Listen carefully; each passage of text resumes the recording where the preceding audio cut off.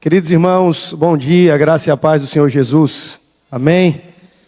Se você puder colocar-se de pé mais uma vez, nós vamos abrir nossas Bíblias no Evangelho conforme nos escreveu Mateus, capítulo de número 6.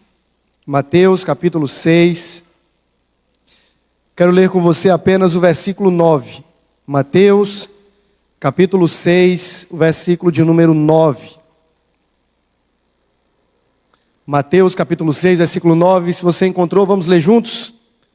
Portanto, vós orareis assim: Pai nosso que estais nos céus, santificado seja o teu nome. Senhor, nós pedimos em nome de Jesus, que por meio da tua palavra o Senhor fale ao nosso coração. Toma cativa a nossa mente, ó Deus, e nos atraia a voz de Cristo. Nós desejamos, ó Deus, ouvir o que assim nos diz o Senhor por meio das Escrituras. Em nome de Jesus, todo ruído, toda distração, a Tua palavra, a voz do Senhor, que o Senhor mesmo expurgue do nosso coração e do nosso meio, no nome de Jesus. Que estejamos atentos e sensíveis a fim de discernir qual é a boa, perfeita e agradável vontade de Deus para a nossa vida. É o que suplicamos em nome de Jesus. Amém. E amém. Os irmãos podem sentar. Semana passada nós introduzimos uma pequena série de sermões baseado nessa oração, que é chamada de oração modelo, oração do Senhor, oração dominical ou oração do Pai Nosso.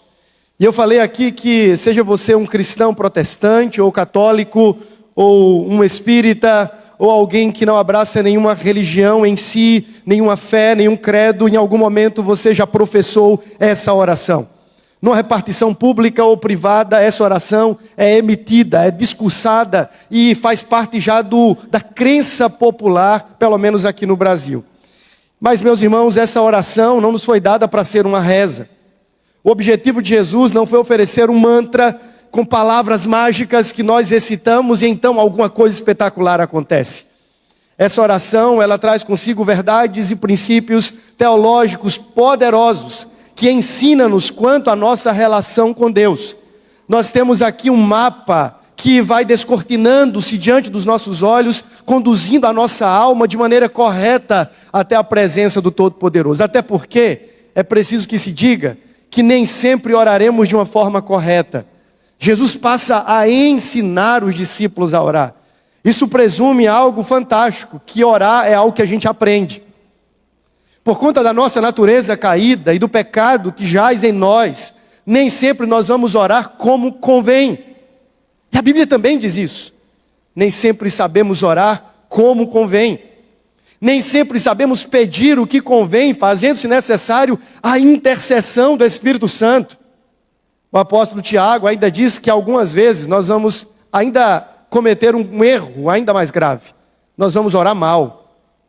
E Tiago vai dizer que vocês pedem e vocês não recebem, porque vocês oram mal, vocês pedem mal, a fim de atender aos desejos e ambições frívolas do coração. E por essa razão, nós não somos atendidos. Então Jesus ensina os discípulos a orar. Certa ocasião eu ouvi o pastor Paul Washer dizendo que em todo o ministério de Jesus, em nenhum momento ele para ensinar os discípulos a pregar.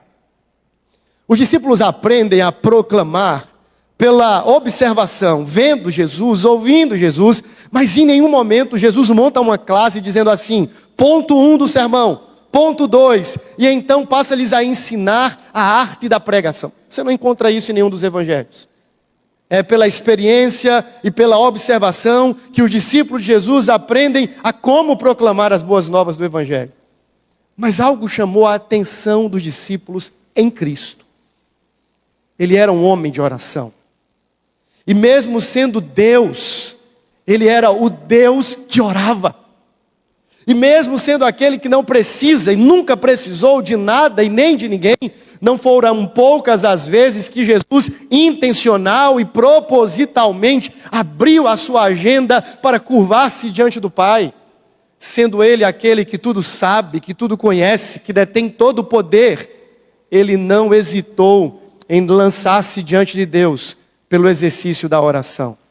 É óbvio que Jesus fez isso não por uma necessidade humana apenas, mas Ele fez isso para nos ensinar, para modelar para nós uma prática de vida cristã que agrada a Deus, mostrando-nos, meus irmãos, uma verdade óbvia de que é impossível, escute isso, sermos cristãos fiéis e vivermos uma vida para a glória de Deus, e vermos sendo cumprida em nós a sua vontade e o seu propósito, se nos distanciarmos do lugar da oração. Jesus ora para nos ensinar que nós não nos bastamos. Jesus ora para nos ensinar que nós não somos suficientes. Jesus ora para nos ensinar que o poder está em Deus e não em nós mesmos. Jesus ora para nos levar para um lugar longe da prepotência, da soberba e da arrogância espiritual, de achar que nós podemos, nós fazemos e que está em nosso controle. Jesus ora para nos ensinar também o privilégio da comunhão. E eu falei isso na semana passada. A oração, mais do que um balcão de vendas, em que a gente se apresenta como pedintes, a oração é a ambiência mais familiar que um filho pode frequentar. É o lugar onde a alma do filho se encontra com o coração do pai.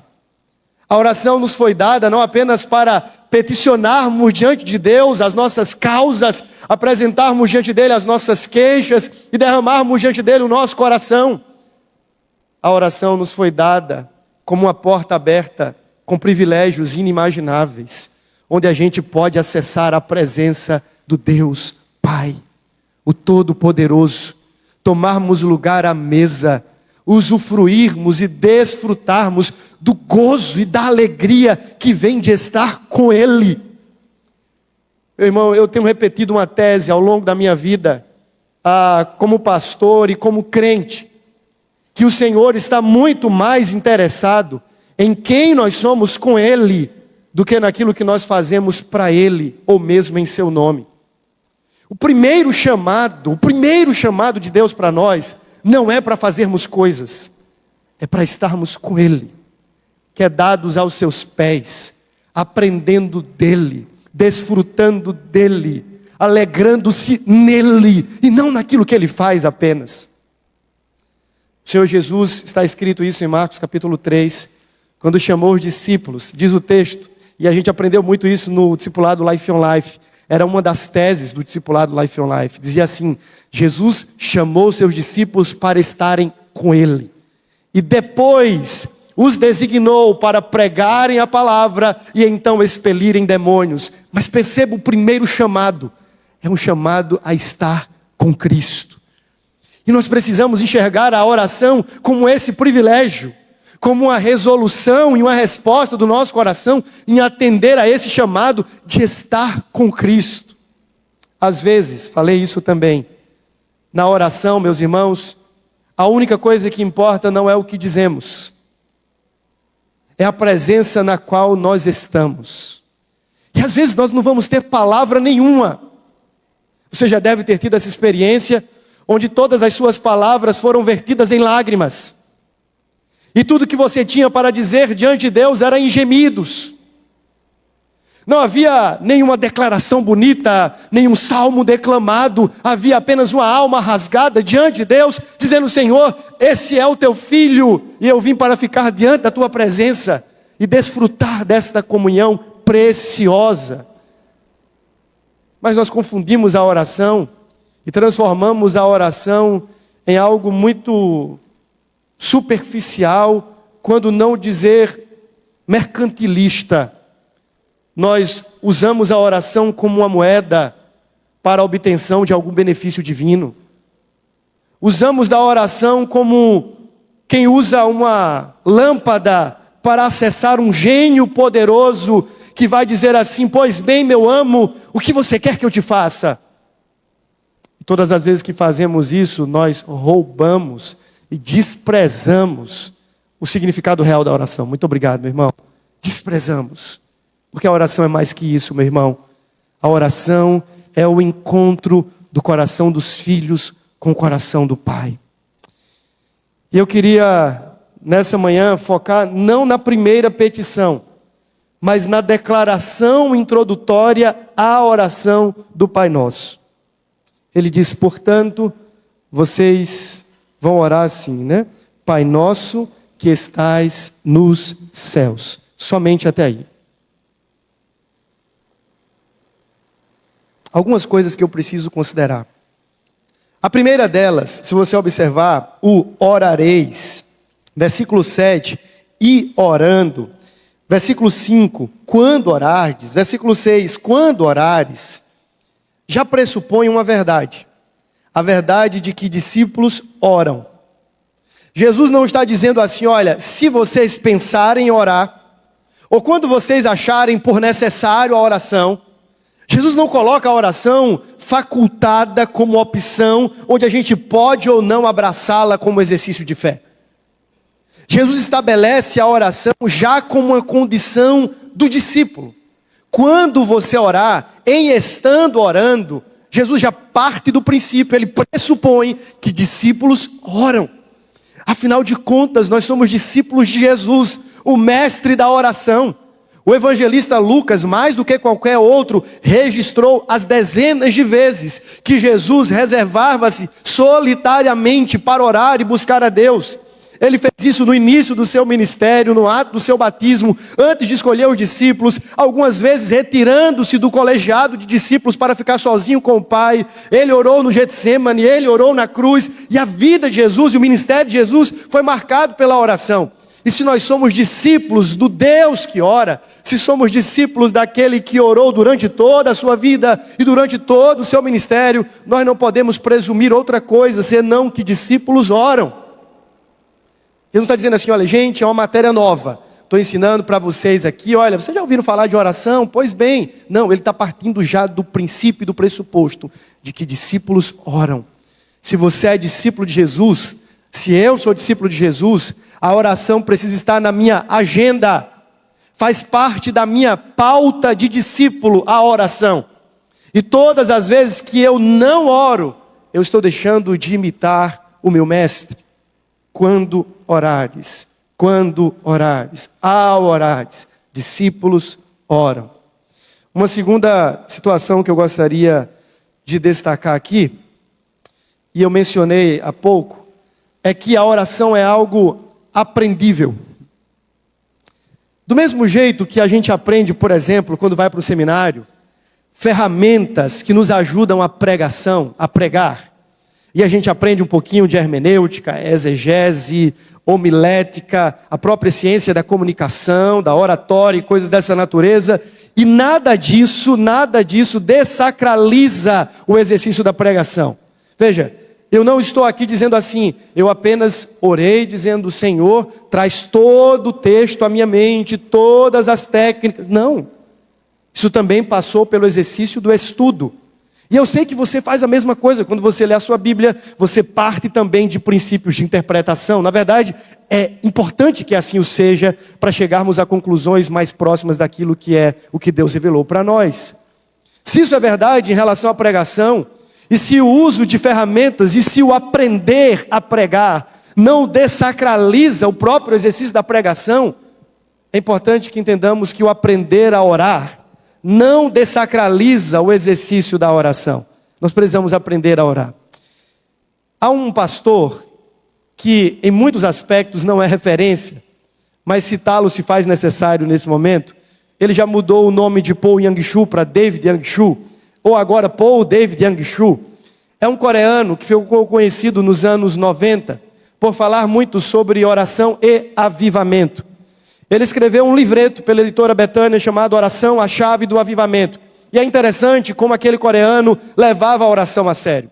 Eu lembro de ler algumas palavras daquele homem registradas no seu livro, onde ele dizia o seguinte: todas as vezes que ele tinha uma agenda muito conturbada na semana, e se no dia seguinte, por exemplo, ele tivesse que ser prejudicado no seu exercício de oração, ele preferia abrir mão daquela agenda noturna do dia anterior, para que no dia seguinte ele não fosse furtado e assaltado daquele momento mais precioso, que era o momento com Deus. Por exemplo, eu tenho uma festa que vai terminar muito tarde na sexta-feira. Ele dizia: eu prefiro sair mais cedo ou mesmo nem ir para aquela festa, para que aquilo não comprometa o meu tempo com o Senhor no sábado de oração. E assim sucessivamente, aquele homem levava a oração muito a sério, louvado seja Deus por isso. Mas algo que ele ensinava, e que está disponível no YouTube, se você souber fazer bom uso, talvez seja interessante. Ele disse que começou a orar com base nos elementos do tabernáculo. E cada parte do tabernáculo conduzia ele, em alguma medida, sobre tópicos da oração. E eu me refiro a coisas óbvias, como por exemplo, a louvor, confissão, adoração, intercessão e coisas dessa natureza. E aí ele tinha uma estrutura que ele ia seguindo com base no tabernáculo. E ele disse assim: é impossível você orar seguindo esses elementos que são básicos e você não gastar pelo menos 1 hora de oração. Eu fiquei intrigado quando recebi aquela informação e disse assim: eu preciso colocar isso em teste. Peguei aquele modelo de oração e falei assim: agora eu vou orar com base nesse modelo. E era impressionante como era impossível terminar aquela sessão de oração sem que eu estivesse pelo menos 1 hora orando com o Senhor. Fui além, peguei um grupo de jovens da igreja, nós tínhamos uma sala de oração, e aí eu apresentei para eles o modelo do tabernáculo de oração, e disse assim: agora nós vamos orar. Entreguei aquele modelo para cada um deles, e depois eu pedi feedback, e assim da mesma maneira acontecia. Os jovens estavam começando a passar 1 hora de oração. Eu lembro de um jovem que hoje é pastor, ele me procurou e falou: pastor, eu estou conseguindo orar por 1 hora, mas qual era o mistério? Nenhum. Era que tinha um roteiro, existia um mapa que ajudava você a melhor orar. As palavras eram as suas. Os modelos de oração são aqueles que aparecem em toda a Escritura. A questão é que havia algo roteirizado para onde você deveria ir na sua oração. De modo que você adorava, exaltava, louvava, intercedia, se derramava diante da presença de Deus, reconhecia Cristo e coisas dessa natureza. E eu aprendo com Jesus que orar é algo que a gente aprende. E a gente aprende com Jesus, obviamente. Mas é algo que a gente aprende. Citando mais uma vez Paul Washer, ele disse: vários pastores jovens me procuram, dizendo assim: pastor, me ensine a pregar. E ele disse: isso enche o meu coração de grande lamento. Porque o meu desejo seria que os jovens me procurassem e dissessem assim: pastor, me ensine a orar. Porque nós somos muito mais poderosos quando estamos de joelhos do que quando estamos de pé. Pode ter certeza disso. O poder da igreja não está nela mesma. O poder da igreja está nos seus joelhos quando se dobram diante do Deus Todo-Poderoso. E diante desse Deus, dobrados e curvados e prostrados, nós somos um exército poderosíssimo para cumprir os seus propósitos. Mas não longe dele, não distante dele. Ele disse: quando vocês forem orar, aprendam a fazer o seguinte: lembrem-se de que vocês estão diante do Deus Pai. Charles Spurgeon, em certa ocasião, disse que essa oração começa onde toda verdadeira oração deveria começar, com o espírito de adoção, lembrando quem somos em Cristo Jesus. Isso é fantástico. Eu não estou me apresentando naquela condição vassalo, suzerano, apenas servo Senhor, servo Rei. É para além disso. Quando eu abro os portões da minha alma e quando recorro à presença de Deus por meio da oração, eu estou me identificando com Ele na relação pai e filho. O Espírito de Deus habita em nós e clama: Abba. O apóstolo Paulo diz que nós recebemos por adoção esse Espírito que testifica com o nosso Espírito que somos filhos de Deus. Isso traz sobre nós uma leveza quanto ao ambiente da oração. Quando a gente se apresenta diante de um suzerano, de um todo-poderoso, como Deus é, geralmente nós ficamos sem saber nem o que falar. As palavras fogem. Nós não podemos cometer nenhum descuido, afinal de contas, aquele poderoso rei pode apontar para nós o seu cetro e mandar que sejamos presos e destruídos. E então o medo se apodera. Falar diante de gente grande é sempre algo muito perigoso. Mas Mas Jesus ambienta a oração nessa relação filiativa, onde nós somos filhos e podemos chegar para o nosso Pai e derramar o nosso coração diante dele, esbravejar as nossas dores profundas e trazer diante da sua presença aquilo que nos é mais íntimo e peculiar, sabendo que como nosso Pai, ele haverá de nos ouvir, não lançando em nosso rosto, não nos improperando, não lançando em nossa face como vergonha, mas acolhendo as nossas orações e dizendo assim: fala mais, filho. Conta mais, filho. Diz para mim como é que está o teu coração hoje.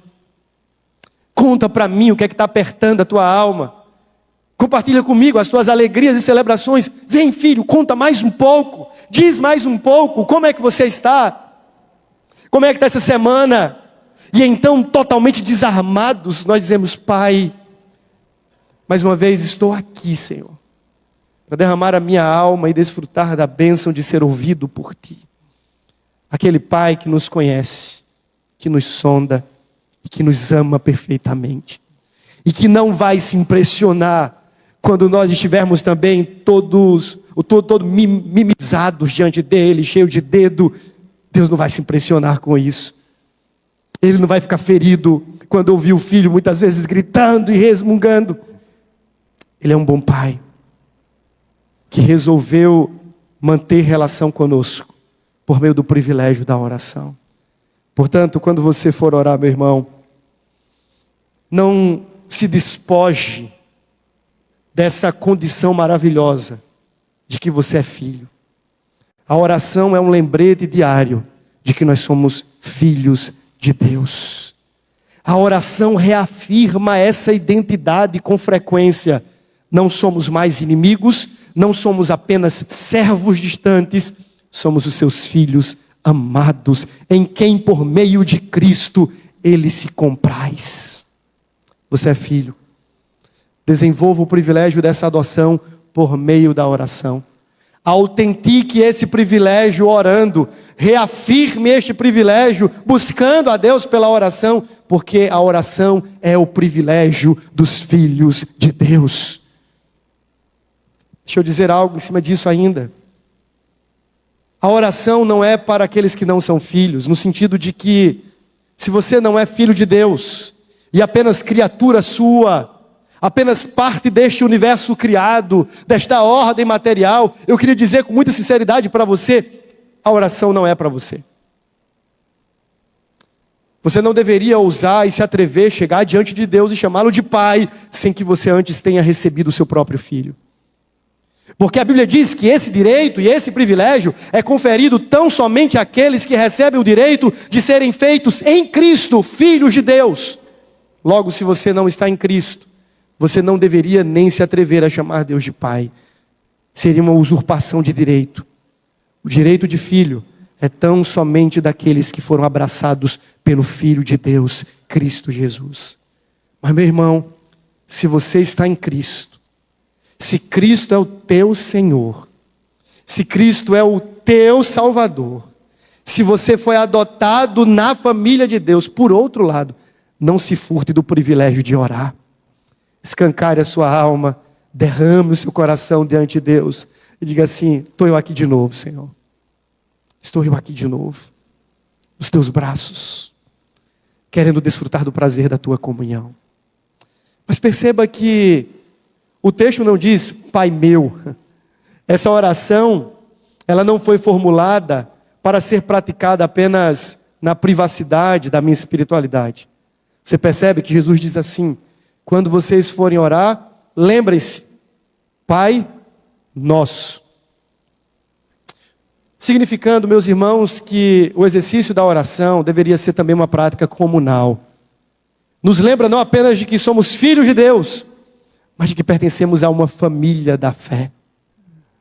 Onde a nossa oração não deve ser apenas sobre nós, mas sobre também os nossos irmãos que comungam do mesmo Pai. A oração é um lembrete de que nós não somos igreja sozinhos.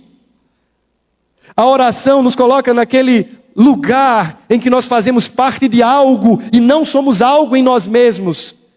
A oração é aquela recordação contínua de que o Pai não é só meu, o Pai é dele também, e o Pai é daquele outro também, porque o Pai é nosso, o Pai se compartilha com outros, e eu preciso entender que ser cristão não é apenas estar em Cristo, mas é em Cristo estar também ligado ao meu irmão. O apóstolo Paulo fala muito de mandamentos recíprocos, e ele ensina muitas coisas sobre em Cristo uns com os outros, em Cristo uns com os outros, em Cristo uns com os outros, vertical e horizontal. Isso se aplica na oração. Quando o Senhor Jesus está ensinando que o Pai é nosso, Ele está dizendo, opa, lembra, quando você for orar, não apenas apresente as suas alegrias, as suas petições, as suas necessidades diante do Pai, mas lembre do outro. Apresente a necessidade do outro, a dor do outro, sofra com o outro. A Bíblia diz, se algum irmão estiver sofrendo, chore e ore com ele. Porque o Pai não é seu, o Pai é nosso. A fé cristã não é uma fé individualista, egoísta, ensimesmada. A fé cristã é uma fé nossa, é comungada, é dividida, é partilhada. É gente que senta na mesa com gente, que divide o coração, as celebrações e as dores. A oração nos lembra que nós fazemos parte de uma família. E como é bom talvez olharmos para o outro e dizer assim, ô filho do mesmo pai, poderia orar por você, orar com você. Tem algo na sua vida que você quer compartilhar para que eu divida com o nosso Pai. Mas todas as vezes que eu acho que o Pai é meu, eu entro naquela síndrome judaica. Porque o judaísmo, ele sempre foi uma grande redoma de fé, onde dizia assim, Deus é meu e não deles. Deus é meu e eu não divido ele com ninguém. Deus é meu e eu digo como ele funciona, quem ele abençoa. Jesus diz assim, não, ele é nosso. E ele quer ser compartilhado com outros. E a oração, lembrei-te, de que não apenas temos um Pai, que fomos adotados como filhos, mas de que também temos uma família, e que temos irmãos, com quem devemos dividir as nossas alegrias e fardos na caminhada. Mas o texto encerra dizendo que esse Pai que é nosso, Ele está nos céus. Se por um lado a palavra pates poderia ter sido Abba, mas não é pates, esse pai, essa paternidade apresenta-se no texto e nos convida a um nível de familiaridade, de intimidade, de comunhão. A gente precisa tomar um cuidado. Apesar de Deus ser o nosso Pai e de Jesus abrir para nós um caminho pela adoção, Ele não é o nosso igual. Então nós não podemos cantar dizendo, oi Jesus, e aí Jesus, porque ainda que Ele seja um Pai, Ele é o Pai soberano, Ele é o Rei de todas as coisas, e Ele é digno também da nossa reverência e do nosso temor, porque Ele está nos céus. Mesmo estando em nós pelo Espírito, nós precisamos lembrar com quem nós estamos falando. E aí é um misto de intimidade com reverência. Mas não é exatamente isso, assim que nós queremos que os nossos filhos nos tratem. Eu quero que o meu filho seja alguém muito próximo da minha intimidade. Que ele me conheça e que eu o conheça. Que ele possa falar comigo sem muitos dedos e muitos milindres. Mas eu quero que ele lembre quem eu sou. E todas as vezes que ele passa do limite, eu falo, opa, eu não sou como um dos seus amigos, eu sou o seu pai. Se isso é verdade nas nossas relações tão pequenas, isso também deve ser lembrado em relação à nossa relação com Deus. Ele não é o nosso igual. Portanto, na oração, não se esqueça diante de quem você está.